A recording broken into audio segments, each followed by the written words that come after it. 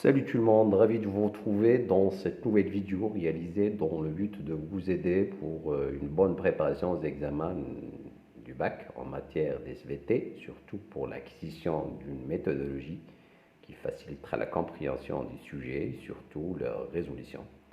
Dans ce cadre, je vous propose des exercices extraits des examens nationaux des sessions précédentes, surtout en relation avec la première partie, la libération d'énergie emmagasinée dans la matière organique. On commence par le premier sujet.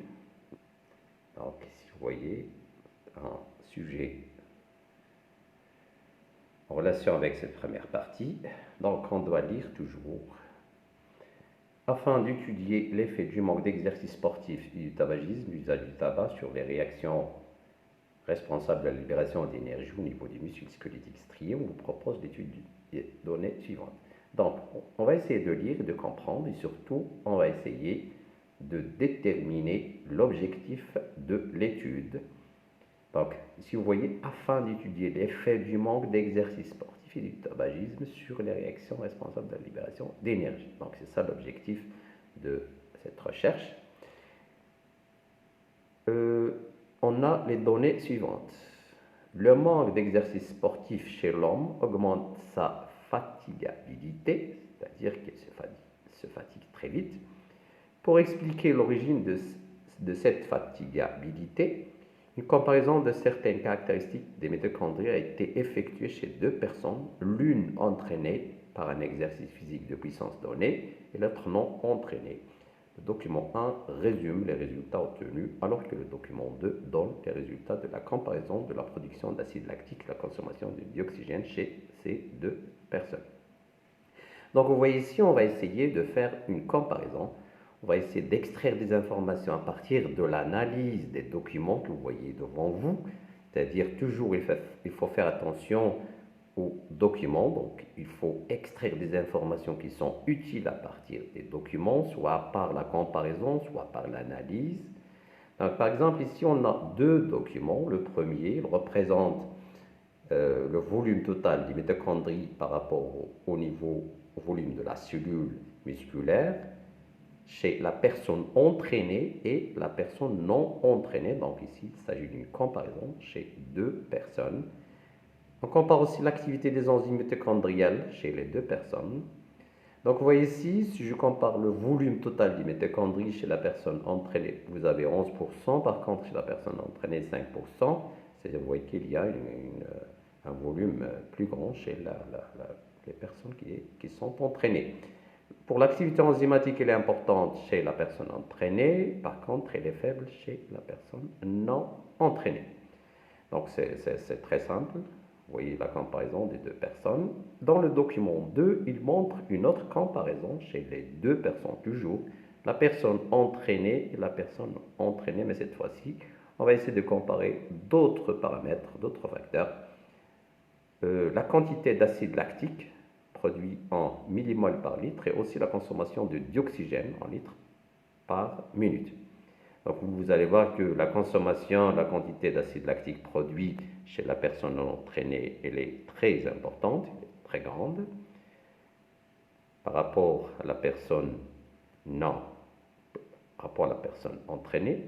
Par contre, la consommation de dioxygène, elle est très importante chez la personne entraînée par rapport à la personne non entraînée. Donc vous voyez ici, j'ai essayé de faire une comparaison. Ensuite, je vais passer à la question posée. Donc,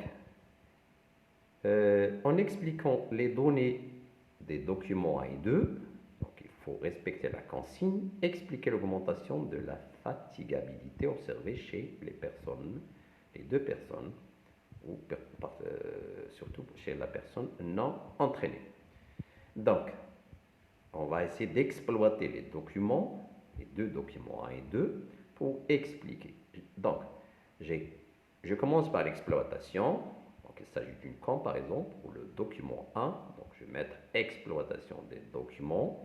Document 1, on constate que, donc je commence la phrase par on constate que, vous voyez ici, le volume total des mitochondries chez la personne entraînée est plus grande que celle chez la personne entraînée. Et aussi pour l'activité des enzymes mitochondriales, elle est très importante chez cette personne. Donc, je dois toujours mettre la personne entraînée ici comme témoin pour la personne non entraînée. Donc, j'essaie de comparer. Donc, je dirais comparer à la personne entraînée, la personne non entraînée a un faible volume mitochondrial et aussi une faible activité mitochondriale. Donc, je laisse toujours la comparaison par rapport à une référence que je considère normale. Dans ce cas, c'est la personne entraînée.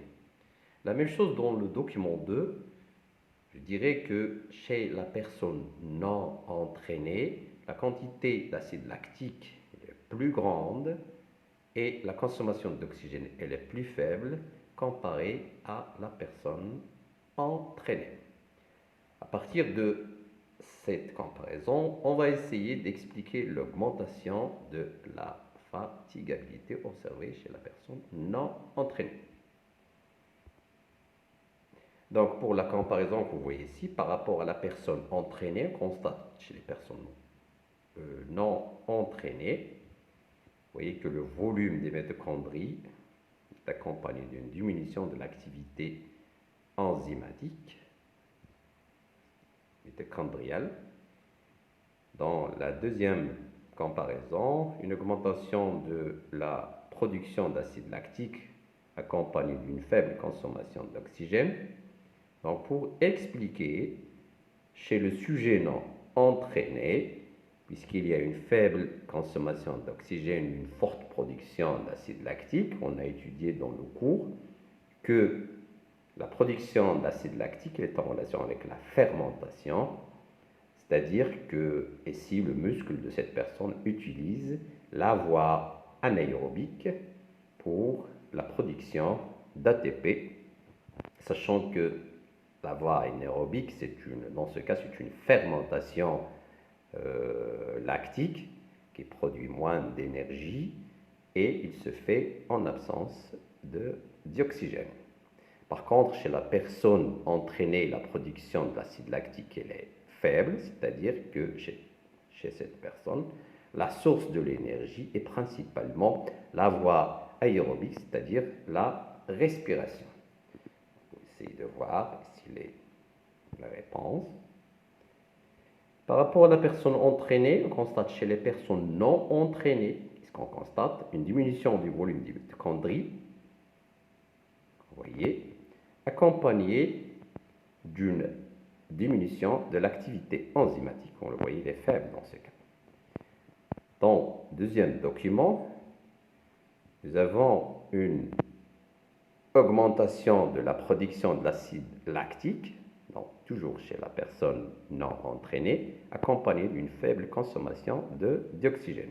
Donc l'explication, le sujet non entraîné utilise principalement la voie anaérobique pour régénérer l'ATP. Donc je parle ici d'une faible productivité de l'ATP, de l'énergie, ce qui explique la fatigabilité, parce qu'il y a manque d'énergie, donc il doit se fatiguer très vite par rapport à la personne entraînée.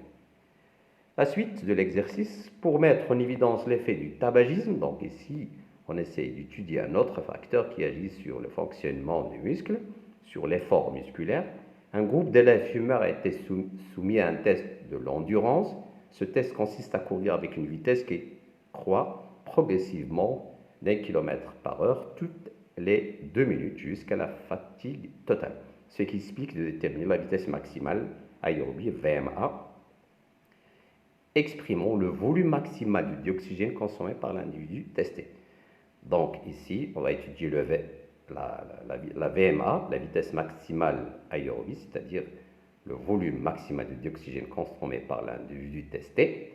Donc vous avez ici, chez les non-fumeurs et chez les fumeurs, on va essayer, donc vous voyez pour la consigne, en utilisant, donc il faut respecter la consigne, c'est-à-dire on doit utiliser le document 3, vous voyez ici, pour faire une comparaison de l'endurance des élèves fumeurs à celle des élèves non fumeurs. Donc la comparaison est très simple.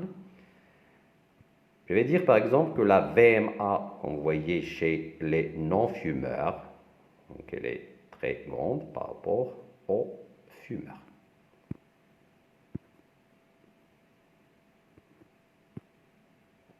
Donc vous voyez ici, la réponse est très simple, il s'agit d'une simple comparaison. La VMA chez les fumeurs est faible par rapport à celle chez les non-fumeurs, d'où la faible audience chez les fumeurs. On continue l'exercice, une autre partie. La fumée de la cigarette contient le monoxyde du carbone, le CO, qui se fixe sur le même site de fixation du dioxygène au niveau de l'hémoglobine. Donc ici l'hémoglobine, vous avez ici dans la remarque, il s'agit d'une protéine qui se trouve dans les globules rouges. C'est une protéine qui est fixe, importance de transport de dioxygène vers les cellules. Le document 4, c'est-à-dire ce document que vous voyez, ce document-là, présente le résultat de la mesure de la quantité du monoxyde de carbone transporté dans le sang et la quantité de dioxygène fixée sur l'hémoglobine chez les élèves fumeurs et les élèves non fumeurs. Le document 5, il montre le site de fixation du monoxyde de carbone sur les complexes, on a déjà étudié ça, de la chaîne respiratoire. Donc je vais commencer par le document 4, comme vous voyez. La question, à l'aide des documents 4 et 5, expliquer comment agit le monoxyde du carbone sur le fonctionnement. Donc, on va essayer d'exploiter les deux documents pour expliquer. Je commence par le document 4, comme vous voyez. La quantité de dioxygène en milligrammes d'hémoglobine chez les non-fumeurs, vous voyez ici, il est égal à 1,328. Par contre, chez les fumeurs, c'est 1,210. C'est-à-dire que cette quantité, elle est très grande. La fixation du dioxygène sur l'hémoglobine, elle est grande chez les non-fumeurs, contrairement aux fumeurs. Par contre, pour la quantité du monoxyde de carbone, vous voyez que la grande quantité, 2,2, chez les fumeurs. C'est-à-dire que le monoxyde de carbone, il est transporté par le sang, surtout chez les fumeurs. Par contre, le dioxygène, elle est transporté en grande quantité par le sang chez les non-fumeurs. Ensuite, à partir du document 5, on va essayer, comme vous voyez ici, ils ont dit que le monoxyde de carbone, il se fixe à ce niveau, sur le transporteur T6, comme vous voyez. Donc, il va arrêter le transfert d'électrons, sachant qu'on a une série, une chaîne de complexes transporteurs d'électrons, ce qu'on appelle la chaîne respiratoire. Expliquer comment agit le monoxyde de carbone sur le fonctionnement de la chaîne et sur les réactions de libération d'énergie au niveau des mitochondries chez les élèves qui sont fumeurs. Donc, on a déjà étudié que la chaîne respiratoire, le NADH plus ADH plus H+, c'est le premier donneur des électrons.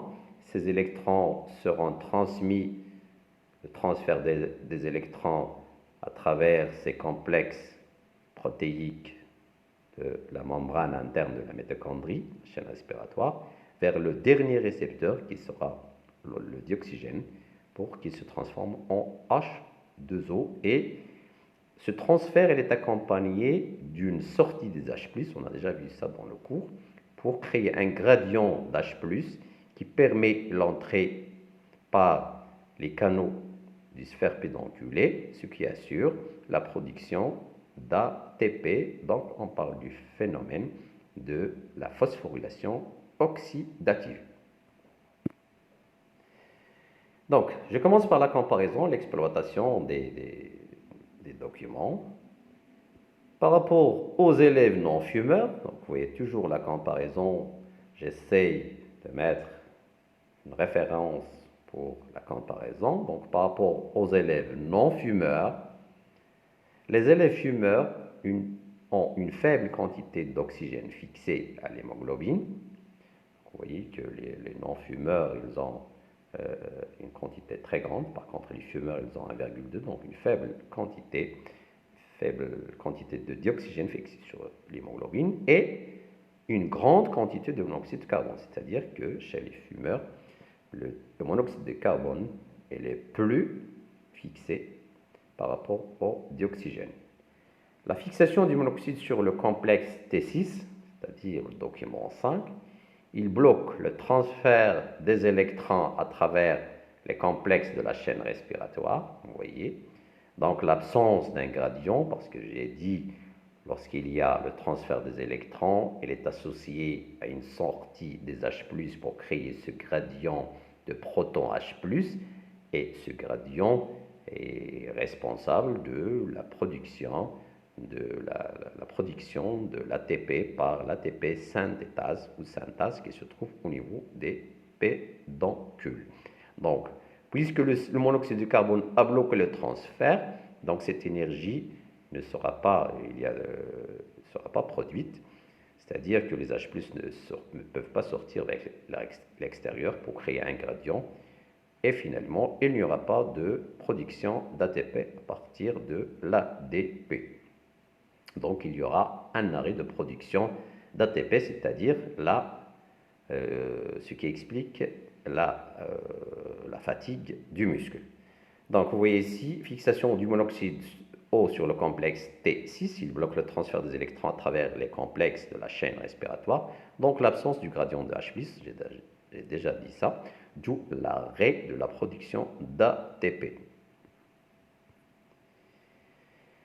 La suite de l'exercice, les fumeurs se plaignent souvent des crampes musculaires, c'est-à-dire ils souffrent des crampes musculaires. Pour expliquer, donc vous voyez ici l'objectif de cette étude, pour expliquer l'origine de ces crampes, on a mesuré chez les élèves fumeurs et d'autres non-fumeurs la concentration sanguine de l'acide lactique, du pH sanguin au niveau du sang veineux, partant du muscle avant et après un exercice physique. Les résultats de ces mesures sont présentés dans le document 6. La question, la consigne, en exploitant le document 6 que vous voyez ici, il s'agit d'une comparaison, expliquer la faible endurance et les crampes musculaires fréquentes chez les élèves fumeurs. Donc je dois commencer par l'exploitation, je fais une comparaison, vous voyez ici l'acide lactique au niveau du sang veineux. Après l'effort musculaire chez la personne non fumeur et les élèves fumeurs, vous voyez, il y a une grande quantité de l'acide lactique chez les fumeurs. Et pour le pH, il y a une faible diminution de pH chez les fumeurs. Pourquoi? Parce qu'il y a l'acide lactique. Donc le pH sera faible. Donc on va essayer de faire une comparaison pour expliquer cette faible endurance. Donc, vous voyez ici, par exemple, chez les non-fumeurs, la production d'acide lactique est faible, c'est-à-dire que le muscle utilise la voie aérobie pour la production d'ATP. Vous savez que la voie aérobie, c'est-à-dire la respiration cellulaire, c'est une voie qui produit plus d'énergie, plus d'ATP, contrairement à la voie anaérobique où il y a une forte production d'acide lactique parce qu'il n'y a pas de consommation de dioxygène. Donc, la quantité d'ATP sera faible. Donc, vous voyez ici, dans ce genre d'exercice, on essaie toujours de comparer les deux voies métaboliques, la fermentation comme source d'énergie, une faible productivité, et la respiration cellulaire qui se fait dans un milieu aérobie qui produit une grande quantité d'ATP. Donc, après un effort musculaire, vous voyez, on observe chez les fumeurs, j'ai déjà dit, une grande production de l'acide lactique, vous voyez, 500 mg par litre, et une diminution remarquable du pH. J'ai dit que le pH est en relation avec la production de l'acide. Au niveau du sang veineux partant du muscle, chez les fumeurs, le muscle reçoit une grande quantité de monoxyde de carbone. On sait déjà, on a dit que le monoxyde de carbone à partir du document 5 qu'on a déjà vu, et il se fixe sur le transporteur T6, donc il y a un blocage du transfert d'électrons. Donc il se fixe sur les T6, transporteur 6, le complexe qui se trouve au niveau de la chaîne respiratoire. ce qui implique une faible production d'ATP par voie aérobie, c'est-à-dire qu'il n'y a pas d'utilisation de cette voie parce que cette voie, elle utilise le transfert des électrons pour arriver au dernier récepteur, le dioxygène qui se transforme en H2O. Donc, ce qui explique aussi une utilisation de la fermentation lactique. Au lieu d'utiliser la voie aérobie, la respiration cellulaire, on utilise la fermentation lactique comme voie métabolique. Donc, ce qui explique une diminution de pH parce qu'il y a une grande production d'acide lactique et aussi la diminution de l'activité enzymatique, surtout au niveau de la chaîne respiratoire. Et il y a une faible production d'énergie. Puisqu'il y a une faible production d'énergie, donc l'explication de la fatigue et des crampes chez les fumeurs.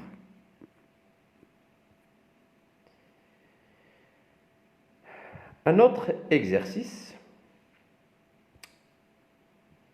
une autre session, donc un deuxième sujet. Certains sportifs trichent lors des compétitions sportives en consommant des produits dopants interdits à l'échelle internationale par la Fédération des Jeux olympiques afin d'étudier, donc il faut souligner ici l'objectif de l'étude, l'effet de l'entraînement sur le dopage, sur les voies du dopage sur les voies métaboliques produisant l'énergie au niveau des cellules musculaires chez ces sportifs. On propose les données suivantes. Donc ici, on va étudier l'effet du dopage et aussi de l'entraînement sur les voies métaboliques pour la production d'énergie. J'ai déjà dit, il faut faire attention. Dans la plupart des exercices, on essaie de comparer les deux voies de production d'énergie, les deux voies métaboliques, la fermentation et la respiration cellulaire. Donc la mesure de la concentration de certains métabolites au niveau des muscles striés et la détermination des pourcentages de consommation du glucose phosphocréatine chez un nageur après une épreuve de 100 mètres et chez un autre après une épreuve de 1500 mètres ont permis l'obtention des résultats présentés par le document I2. Donc ici, vous voyez, on essaie de faire une comparaison de la concentration de certains métabolites chez deux sujets, deux nageurs, l'un qui essaye de réaliser une nage libre à 100 mètres et l'autre 1500 mètres. Donc vous voyez, on va essayer de faire une comparaison document 1. Vous voyez l'acide lactique, l'état de repos. La nage libre à 100 mètres pendant une minute, vous voyez qu'il y a une augmentation, une forte augmentation de l'acide lactique, 30,5 de production. Par contre, chez le nageur 1500 mètres pendant une longue durée, il y a une faible production d'acide lactique. Le glycogène, vous voyez que pour la nage, il y a une faible diminution de consommation de glycogène de 80 jusqu'à 60. Par contre, en 1500, il y a une forte consommation de glycogène. Et pour phosphocréatine, chez le nageur à 100 mètres, il y a une diminution de la concentration de phosphocréatine. Par contre, chez le nageur 1500, il y a une faible diminution. Pour la production d'ATP, il y a une forte production chez le nageur 1500 mètres par rapport au nageur 100 mètres. Donc ici, vous voyez une comparaison de la concentration d'acide lactique, du glycogène et de phosphocréatine, aussi de l'ATP. Dans le deuxième document, on va essayer de comparer le pourcentage de consommation des métabolites. On parle ici de métabolisme aérobie du glucose, et puis la voie anaérobie, la phosphocréatine, et métabolisme aérobie du glucose chez les deux nageurs qui font la nage libre à 100 mètres et la nage libre à 1500 mètres. Donc vous allez remarquer qu'en comparaison, que chez la personne nage libre 100 mètres, on utilise la voie anaérobie de la phosphocréatine comme son source d'énergie, un pourcentage de 85%. Donc on se concentre sur cette voie. Par contre, chez le nageur libre 1500 mètres, on se concentre sur la voie du métabolisme aérobie du glucose.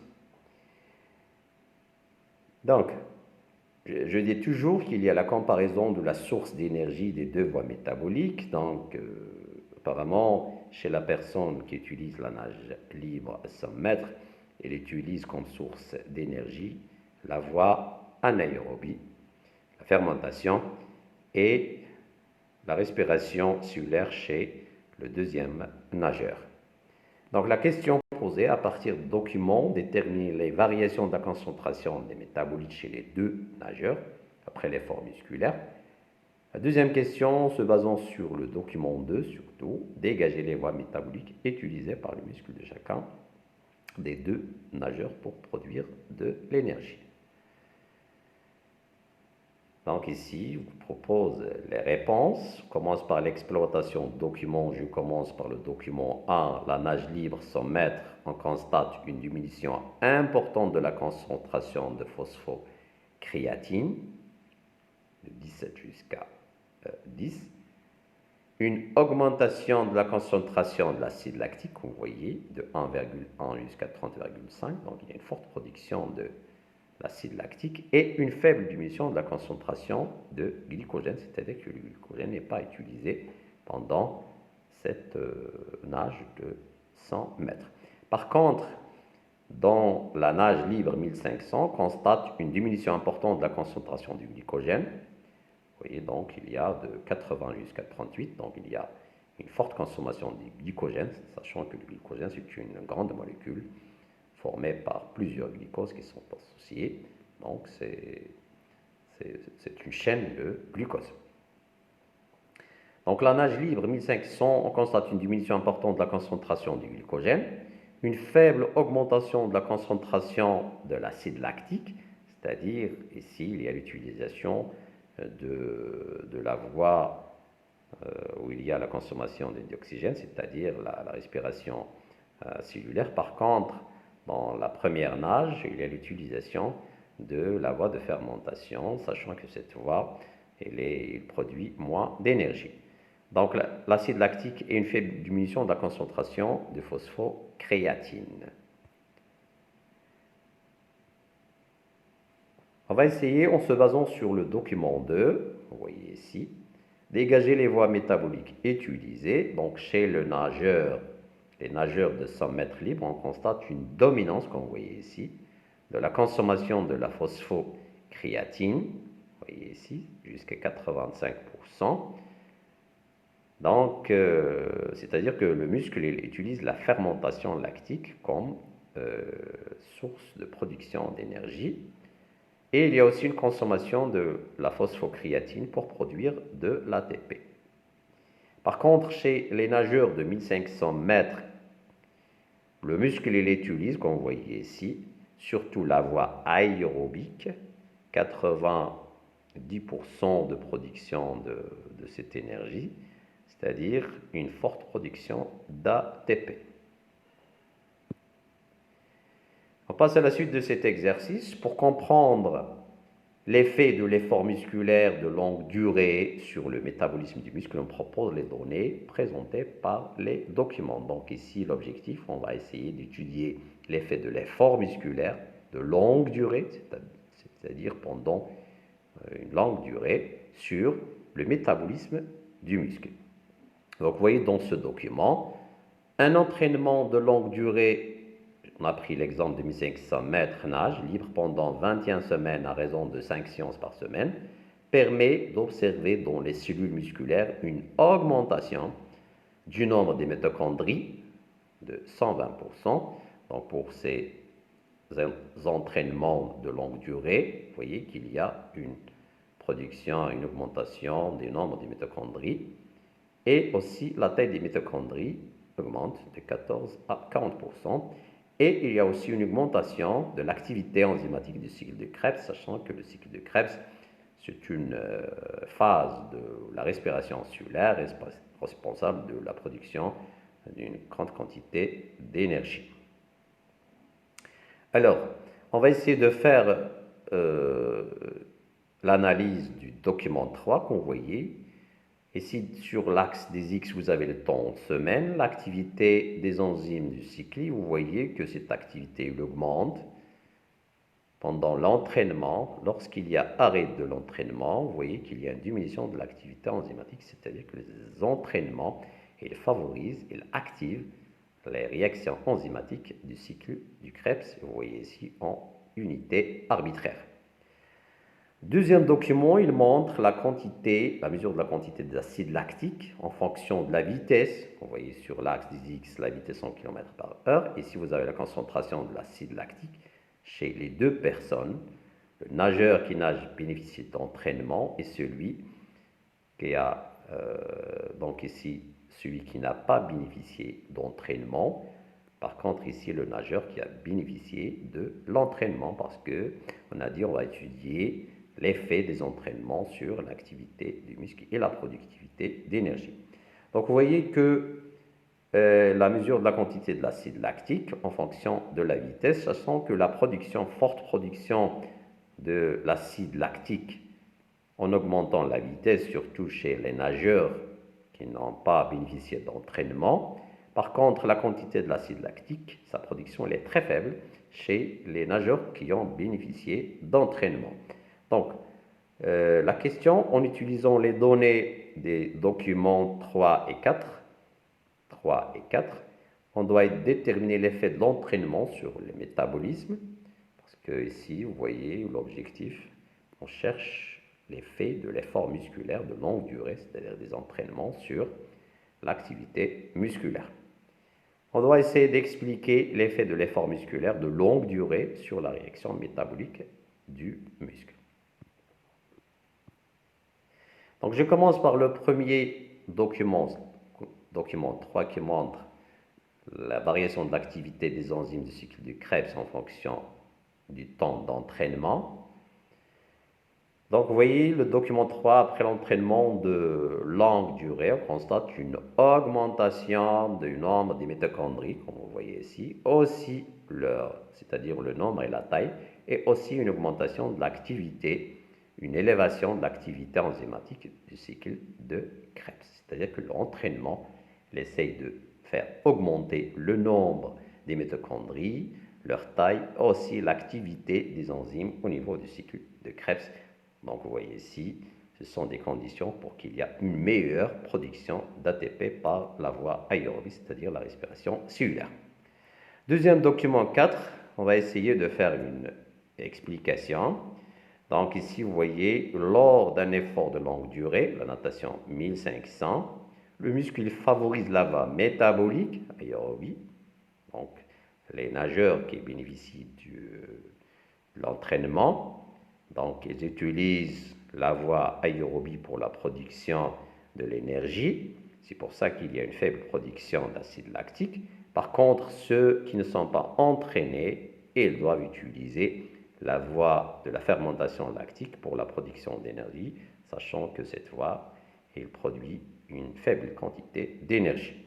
Donc, lors d'un effort de longue durée, natation 1500, le muscle favorise la voie métabolique aérobie, vous voyez dans ce cas, la respiration par rapport à la voie anaérobie, la fermentation lactique, pour la production de l'énergie.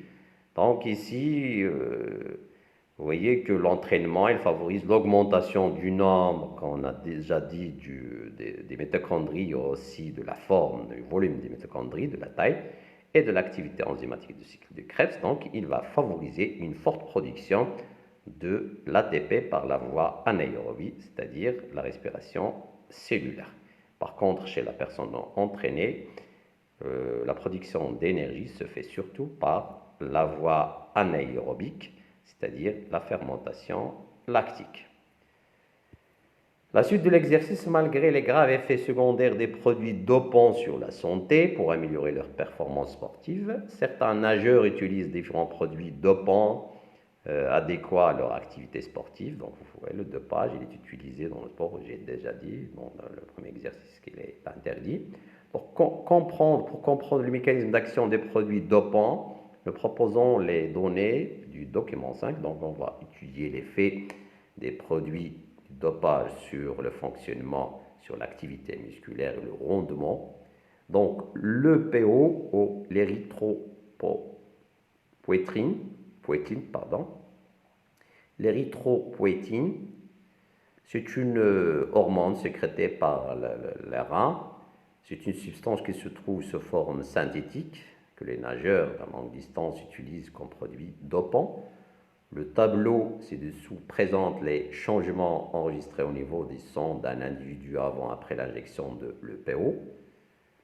Donc cette substance, l'érythropoïétine, avant l'injection de cette substance, l'EPO, vous voyez le nombre des globules rouges par litre après l'injection, vous voyez c'est 6, c'est-à-dire que cet EPO il fait augmenter le nombre des globules rouges. Et aussi, il y a l'augmentation de la quantité d'hémoglobine sur les globules rouges, sachant que l'hémoglobine, on a déjà parlé de ça dans le premier exercice, elle fixe la quantité de dioxygène. Donc, l'utilisation de l'EPO, vous voyez, il fait augmenter la quantité des globules rouges et aussi la quantité d'hémoglobine. Le deuxième document, la figure B, il montre la concentration d'ATP chez deux personnes. La personne qui utilise le placebo, c'est-à-dire elle utilise une substance qui ne contient pas de créatine, une substance, il n'utilise pas de dopage. Et puis la deuxième personne qui utilise la créatine. Donc la concentration d'ATP est déterminée dans les quadriceps de deux nageurs spécialistes des épreuves de 100 mètres. En nage libre, le premier a bénéficié d'un supplément de créatine, une pilule de créatine, pendant 5 jours. L'autre nageur a reçu un placebo, une pilule qui ne contient pas de créatine. Cette concentration est évaluée dans le début de l'exercice au repos. Vous voyez, c'est la même concentration, c'est la même quantité d'ATP. Mais pour fin d'exercice, vous voyez que la personne qui utilise la créatine, il y a une augmentation de la concentration d'ATP. Et aussi, après 3 minutes de récupération, il y a toujours, c'est-à-dire que la créatine, elle favorise la production de l'ATP lorsqu'on l'utilise. Donc, en exploitant document 5 et vos connaissances, déduisez l'effet de la consommation de l'EPO et la créatine sur le métabolisme musculaire. Donc, pour le PO, l'érythropoïétine, j'ai déjà dit que c'est une substance qui favorise le développement, la multiplication des globules rouges et aussi l'augmentation de la quantité d'hémoglobine. La figure A, la consommation de l'EPO fait augmenter le nombre des globules rouges et de l'hémoglobine, donc une forte oxygénation, parce que l'hémoglobine transporte l'oxygène, d'où une grande productivité d'ATP par la voie aérobie. Donc lorsqu'il y a production, il y a une forte oxygénation, les cellules musculaires vont utiliser la voie aérobique, donc une forte production d'ATP, c'est-à-dire que l'EPO, il agit sur l'oxygénation et l'oxygénation, il fait augmenter la productivité de l'ATP par la respiration cellulaire. Par contre, dans la figure B, vous voyez que la consommation de la créatine, il offre aux muscles une quantité supplémentaire d'ATP. Donc, pour la troisième question, en expliquant document 5, vos connaissances, j'ai déjà dit, on doit essayer de déduire l'effet de la consommation. L'entraînement régulier fait augmenter le nombre, et là, on a déjà parlé de ça, des mitochondries, aussi l'activité enzymatique du cycle de Krebs. Donc, une grande production d'ATP par la respiration. Donc, vous voyez ici, la voie utilisée pendant les entraînements, c'est la voie aérobique, c'est-à-dire qu'il y a une utilisation des mitochondries et une augmentation de l'activité enzymatique du cycle de Krebs, donc une forte production d'ATP par la respiration cellulaire. L'entraînement dans les grandes altitudes, les montagnes, aussi il fait augmenter les globules rouges, donc ce n'est pas la peine d'utiliser le PO, l'érythropoïétine, la substance qui fait augmenter parce que c'est une substance qui est interdite et qui agit sur le corps. Donc on doit essayer de faire des entraînements dans les grandes altitudes, qui favorise une augmentation des globules rouges et assure une meilleure oxygénation. Donc, c'est le même effet de l'EPO et une forte production d'énergie par voie aérobique, la respiration. Et il ne faut pas utiliser le PO, même si cette protéine, cette substance plutôt, cette hormone, il favorise l'augmentation du PO, mais elle est néfaste pour la santé et elle est aussi interdite dans les compétitions sportives.